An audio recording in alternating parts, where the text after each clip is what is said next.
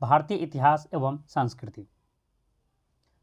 हम्पी के खंडहरों की खोज ईस्ट इंडिया कंपनी के एक ब्रिटिश अधिकारी ने की थी। उस अधिकारी का क्या नाम था? तो उसका नाम था colonel Colin Mackenzie. Colonel Colin Mackenzie ही पहले व्यक्ति थे या पहले ब्रिटिश नागरिक थे जिन्होंने हम्पी के खंडहरों का खोज किया था, हम्पी के खंडहरों का स्टडी किया था। तो याद रखेंगे यह कौन थे? हम्पी के खंडहरों की खोज करने वाले ब्रिटिश अधिकारी थे, ब्रिटिश नागरिक थे। उसका नाम था कर्नल कोलिन मैकेंजी। ठीक है।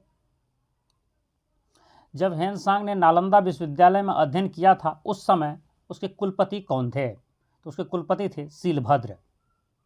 जैसे कि आपको पता होगा नालंदा विश्वविद्यालय बिहार के नालंदा जिला में स्थित है और यह सबसे प्राचीन विश्वविद्यालयों में से एक है और ऐसा माना जाता है कि दुनिया की जो पहली विश्वविद्यालय थी यह नालंदा विश्वविद्यालय थी और कुछ जगह पर आपको तक्षशिला विश्वविद्यालय भी मिलेगा। तो यदि इसके साथ एक लाइन और ऐड कर दिया जाए, दुनिया का पहला आवासीय विश्वविद्यालय तो नालंदा विश्वविद्यालय है, यह कन्फर्म है। लेकिन कई बुक में आपको दुनिया की पहली यूनिवर्सिटी के रूप में नालंदा का नाम है, तो किसी किसी बुक में आपको तक्षशिला का नाम भी मिलेगा, जो तक्षशिला अभी वर्तमान पाकिस्तान में है और नालंदा विश्वविद्यालय जो है वर्तमान बिहार के नालंदा जिला में है। तो याद रखेंगे जब हेनसांग नालंदा विश्वविद्यालय में अध्ययन किए थे उस समय नालंदा विश्वविद्यालय के कुलपति थे शीलभद्र।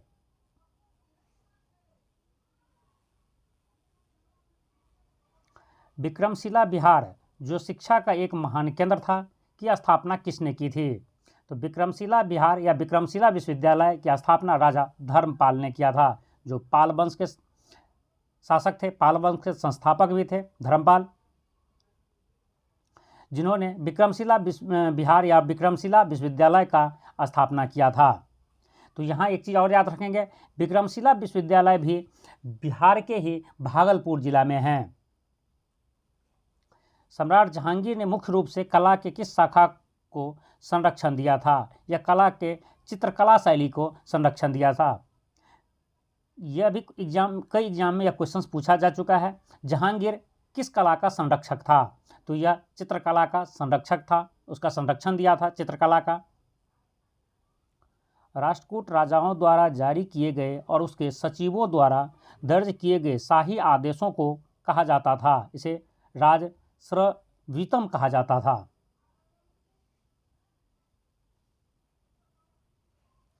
किस राजवंश के शासन और प्रशासन की अनूठी विशेषता दक्षिण भारत में ग्राम स्वायत्तता का विकास था? यह चोल राजवंश के समय में।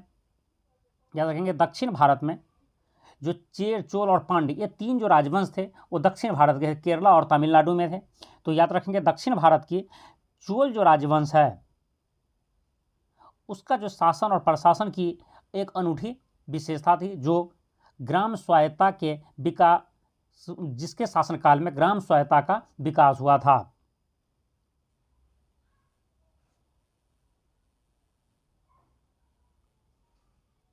फिरदौसी सूफी संप्रदाय को अपार लोकप्रियता मिली थी, उसे बिहार में मिली थी। फिरदौसी जो संप्रदाय है उसकी जो सबसे ज़्यादा लोकप्रियता मिली थी वो बिहार राज्य में मिली थी। प्रयाग प्रशस्ति का संबंध किस शासक से है? यह समुद्रगुप्त से है। प्रयाग प्रशस्ति का संबंध किससे है? तो याद रखेंगे समुद्रगुप्त से है। यह भी कई एग्जाम में पूछा जा चुका है। हड़प्पा सभ्यता के अंतर्गत हल से जोते गए खेत का साक्ष्य कहाँ मिला है? तो यह कालीबंगा में मिला है। कालीबंगा वह स्थान है जहाँ पर हड़प्पा कालीन हल से जोते हुए खेत का साक्ष्य मिला है।